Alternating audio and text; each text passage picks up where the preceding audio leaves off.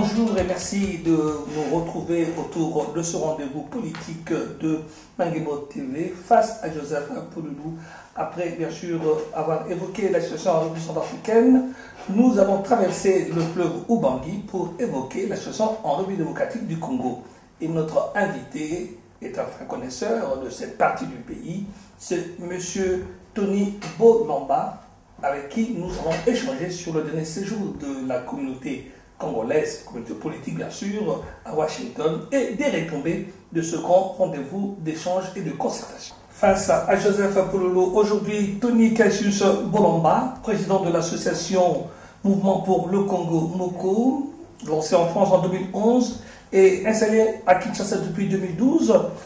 Tony Cassius Bolamba est membre fondateur du RNMP, le Rassemblement National Populaire, parti créé par Manda Mobutu. Il est aussi conseiller de la société ATAMS à Washington et consultant des sociétés en France, aux États-Unis ainsi qu'en Suisse. Tony Bolamba, évidemment, est membre de la société civile congolaise qui a pris part à la rencontre de Washington entre des partis politiques de l'opposition et de la majorité. Tony Bolamba, bonjour. Bonjour, M. Pouloulou.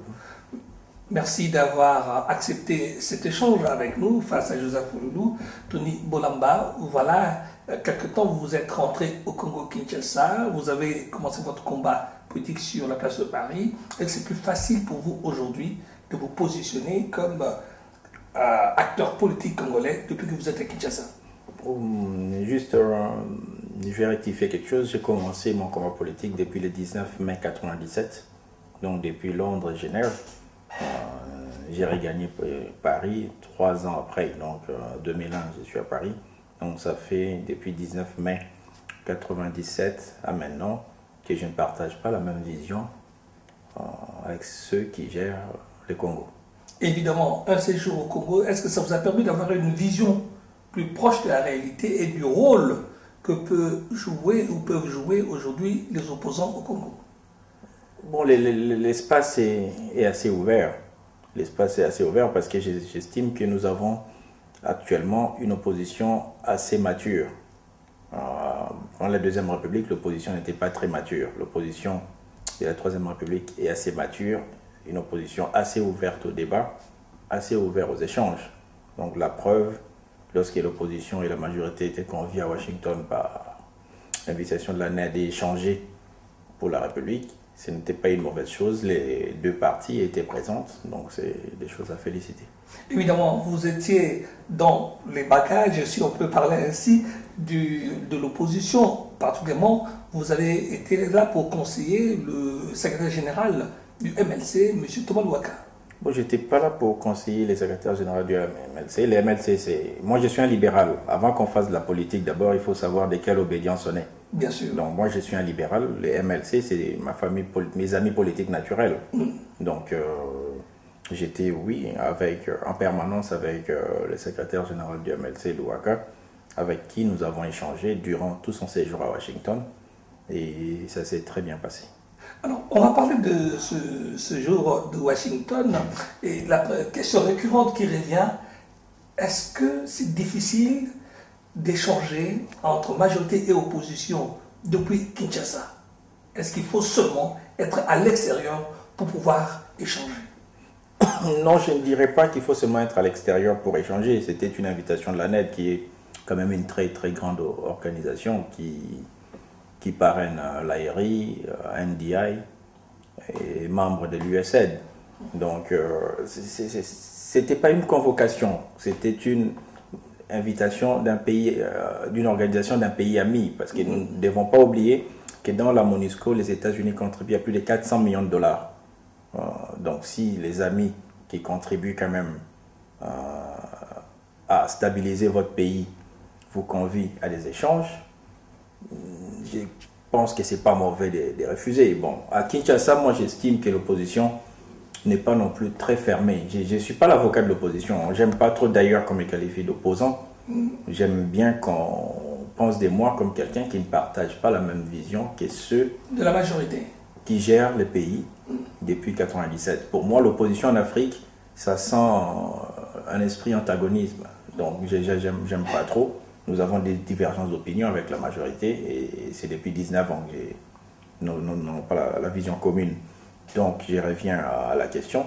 Un pays ami qui contribue à plus de 400 millions de dollars au budget de la MONUSCO, on vous invite, parce qu'on le veuille ou pas, par la NED, nous avons répondu présent pour échanger entre nous et nos frères qui décident actuellement en RDC. Alors évidemment, pour ceux qui nous suivent, qui n'ont pas été à Washington, comme toujours, c'est un peu l'idée d'une table ronde. Bon, elle était rectangulaire, évidemment. D'un côté, il y avait la délégation de l'opposition en face de la délégation de la majorité, et à l'autre bout de la table, un modérateur. Pourquoi fallait-il un modérateur? Parce que vous avez besoin d'un témoin? Bon, on n'avait pas besoin d'un témoin, vous savez.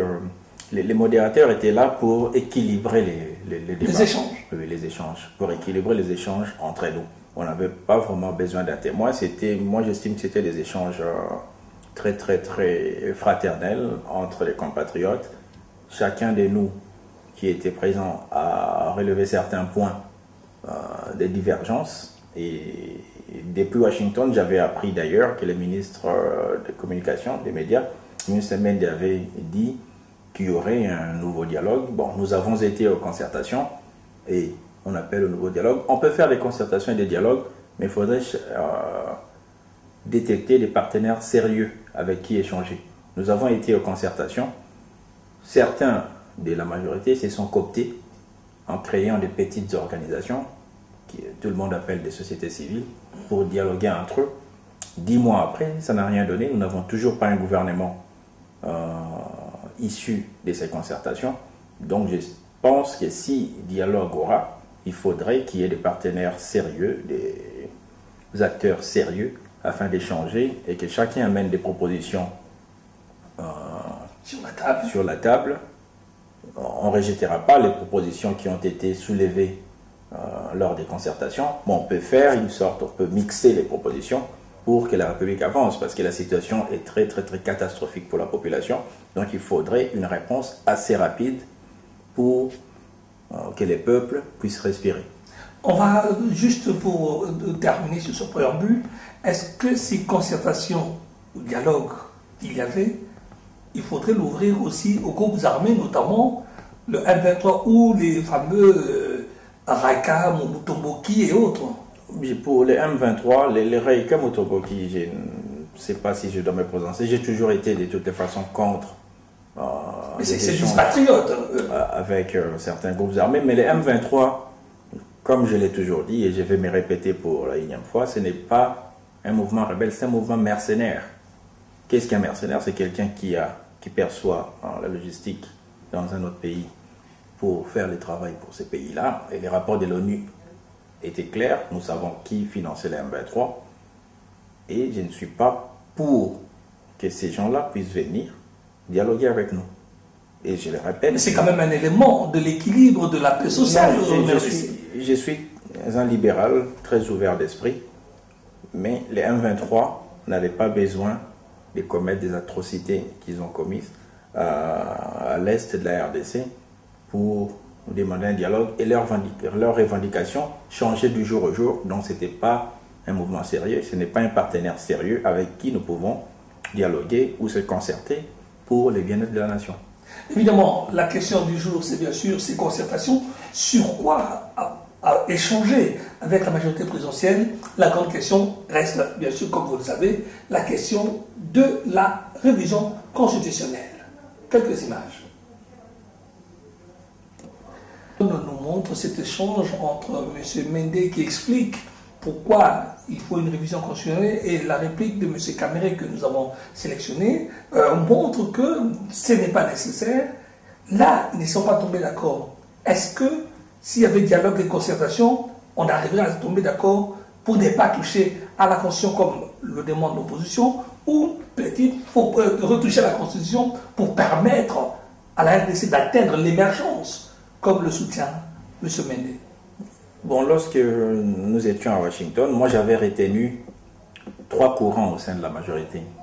Il y a un courant qui demande la modification, il y a un autre courant qui demande la révision, et il y a un courant qui demande carrément les changements. Donc on passe à une autre république. Donc j'estime que c'est du côté de la majorité qu'ils doivent avoir concertation pour qu'ils aient une seule vision. 6 révisions, 6 changements, 6 modifications aura, c'est à eux de se définir. Et du côté de l'opposition aussi, il faudrait qu'il y ait une même vision afin d'accompagner les peuples congolais à l'alternance que le peuple souhaiterait. Et l'opposition se présente comme le véritable porte-parole de cette population parce qu'elle pense que, notamment, en gardant le suffrage universel, c'est-à-dire le vote de la population pour ses représentants, on est représentant du peuple, ce que semble vouloir changer les différentes révisions proposées. Bon, vous savez, en 2011, juste avant les élections générales, donc les présidentielles et les législatives, il y a eu certains articles qui ont été modifiés. Par exemple, le nombre de tours, c'est passé des 2 tours pour la présidentielle. Bon, les gens se sont focalisés seulement sur la présidentielle, mais il y a eu d'autres amendements que les gens n'ont pas prêté attention. Par exemple, oui, absolument. Par exemple, depuis ces changements, les présidents peuvent révoquer les gouverneurs des provinces. Donc ça donne un pouvoir présidentiel assez renforcé, alors que les gouverneurs de province est élu par le peuple, même à suffrage indirect, via les parlements, les députés provinciaux. Les députés provinciaux. Donc tout ça, c'est des choses à revoir. Il n'y a pas que les nombres des mandats. C'est la faute aussi à l'opposition de ne pas avoir vulgarisé ces changements. En se focalisant que sur le poste du président, l'opposition n'a pas fait son travail de vulgariser ces changements en sous-main. Bon, je pense que je ne suis pas porte-parole direct de l'opposition. Bien sûr. Mais durant mon séjour, j'ai vu une opposition assez cohérente, parlant d'une même voix. Et je pense qu'en 2016, elle sera apte à accompagner les peuples dans la voie qu'elle souhaite. À condition bien sûr que cette fameuse vision demandée par l'abbé Malou, parce qu'il faut bien remettre des choses en perspective, c'est le président de la CENI qui estime qu'avec les moyens dont il dispose, il faut revoir le mode de scrutin au Congo. Bon, les modes de scrutin au Congo, vous savez, avec la nouvelle technologie, on peut faire les mêmes élections en 1 jour ou 2 jours. Bon, les problèmes des recensements, où certains disent que ça prendra beaucoup de temps, 2 ans, 3 ans, avec la nouvelle technologie. Moi, je peux être ici à Paris où nous sommes et parler avec quelqu'un qui est à Befalé, qui est à Monkodo, qui est dans les Bakwanga, une personne qui est dans les Mayombe. Surtout que le mobile est partout. Oui, surtout que le mobile est partout. Je peux prendre un exemple. Je prends l'exemple de l'Équateur. Si nous avons 6000 ordinateurs, on peut recenser. Les plus longs possibles, ça peut nous prendre 3 mois. Les mêmes jours, dans certaines grandes agglomérations, on peut installer des bureaux de recensement et en 1 semaine, on peut transmettre en temps réel les données. Donc le premier recensement ne se pose pas parce que la nouvelle technologie, tout ce qui est nouvelle technologie, nous aide à faciliter. Vous voulez dire que le président de la CENI est en retard Il est en retard avec la technologie. Oui, il est très... C'est peut-être le matériel qui... Donc c'est une question peut-être de changer de matériel que carrément de changer, de toucher à la Constitution. On peut améliorer les systèmes de la CENI en modernisant les infrastructures de la CENI. Et on ferait l'économie d'une révision constitutionnelle. On ferait l'économie d'une révision constitutionnelle. Je vous comprends. En tout cas, ceci dit, on prête au président Joseph Kabila, ou plutôt à sa famille politique, la volonté d'un 3e mandat. Lui ne s'est pas encore prononcé à ce niveau, mais si il ne devait pas y avoir de 3e mandat, il faut que dans chaque camp, on positionne les dauphins.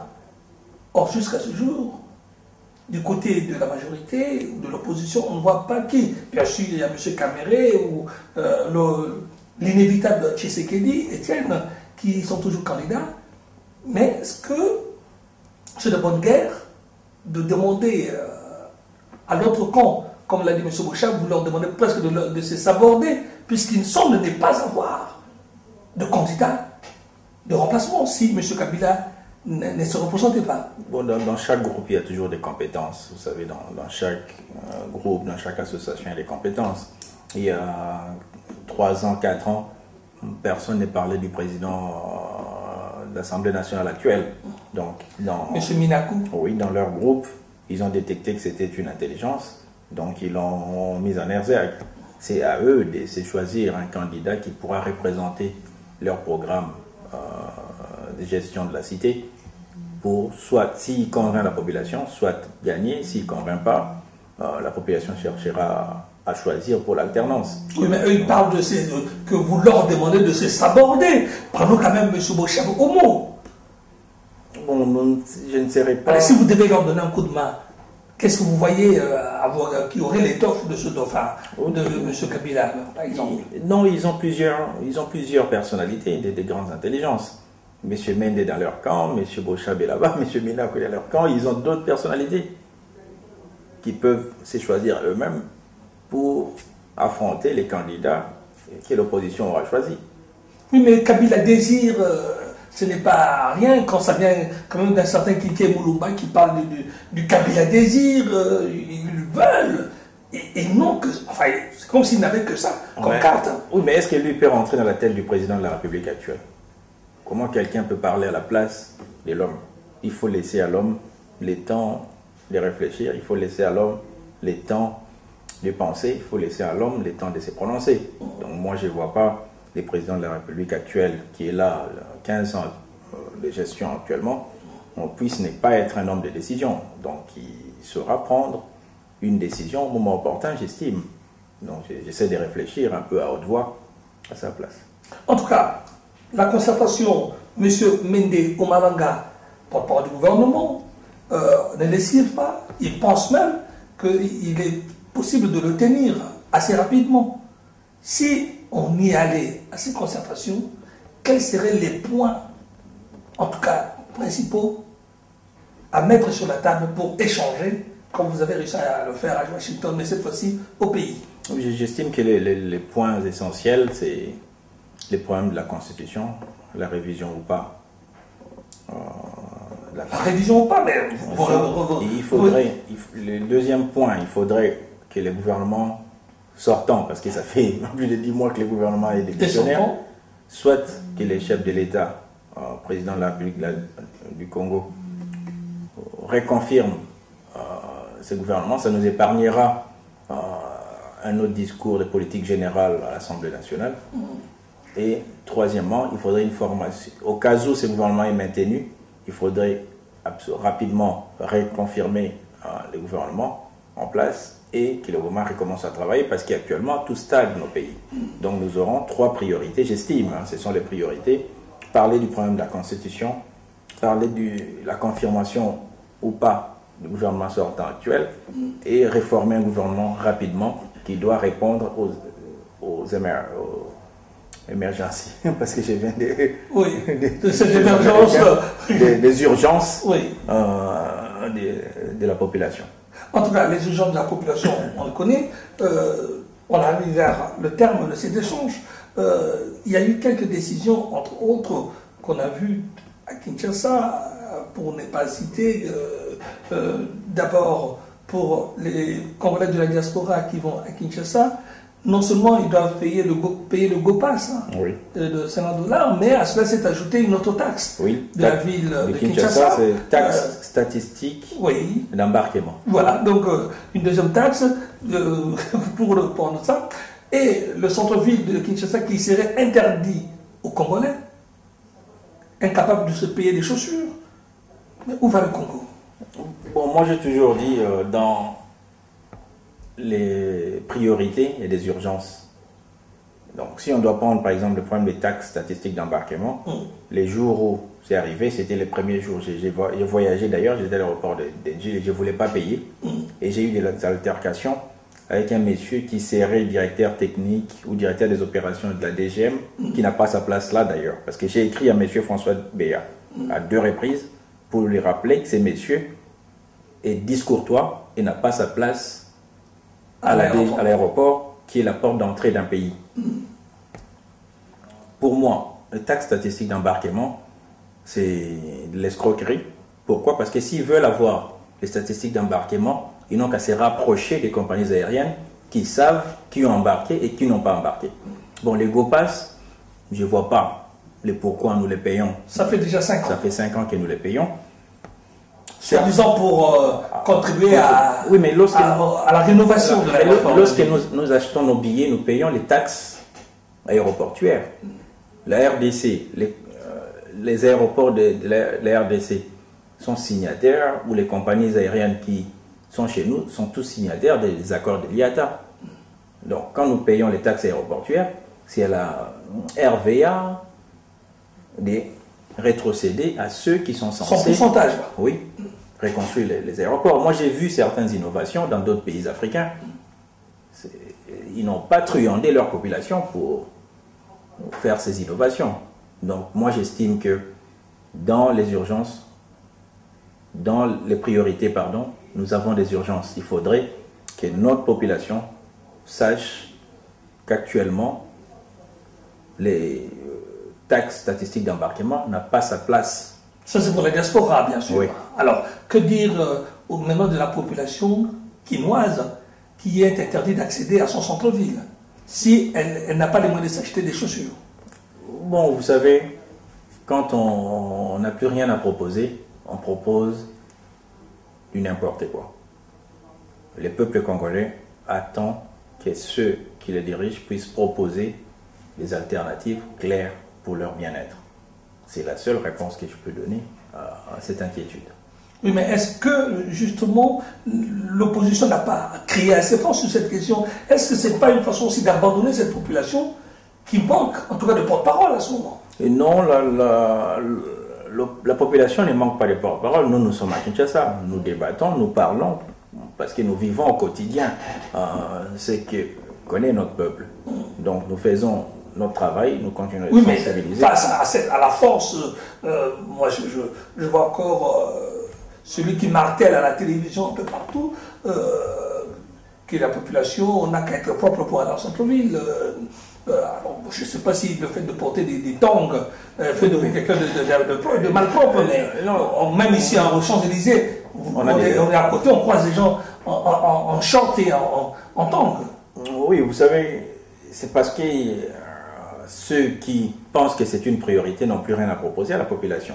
Donc il faudrait que nous attendions en 2016 pour qu'il y ait cette alternance, pour qu'il y ait ces changements qu'attend le peuple. Ils veulent des gens qui peuvent leur proposer des alternatives claires, une vision claire pour la gestion de la ville. Actuellement, la ville est gérée n'importe comment. Donc c'est par manque de propositions qu'on s'accroche aux futilités. En tout cas, M. Tony Bolamba, avant de terminer cet échange, avez-vous un message en direction de la diaspora congolaise qui, malheureusement, est confondue avec les combattants? Bon, comme j'ai toujours dit, je respecte l'opinion d'un chacun. Moi-même, j'étais issu de la diaspora, donc je respecte l'opinion d'un chacun dans la diaspora. Ceux de mes frères, communément appelés les combattants, qui des fois débordent par la violence, j'ai toujours condamné. Et j'ai toujours condamné la violence d'où qu'elle vienne. Même à Kinshasa, il y a la violence. Parce qu'il y a des arrestations arbitraires, il y a des interpellations arbitraires, c'est aussi une forme de violence. Donc, que la diaspora fasse confiance à ceux de leur qui font de la politique à Kinshasa. C'est pas parce qu'on fait de la politique à Kinshasa qu'on est collabo, parce qu'ils ont un mot communément appelé, indexé à tous ceux qui sont rentrés à Kinshasa. Nous avons choisi d'être sur le terrain. Chacun de nous fait sa part dans les changements que souhaitent les Congolais. Si aujourd'hui quand même on parle de la RDC, si aujourd'hui quand même on est écouté, parce que notre diaspora fait aussi un grand travail. Que ceux de l'heure qui ont regagné le pays pour combattre sur place, c'est un grand sacrifice et qui nous fasse confiance pour que nous puissions accompagner les changements que souhaite notre peuple. Merci, M. Tony Bolamba. C'est moi qui vous remercie. Voilà, mesdames et messieurs, merci d'avoir suivi ce Face à Joseph Pouloulou avec notre invité Tony Cassius Bolamba. Rendez-vous à la prochaine.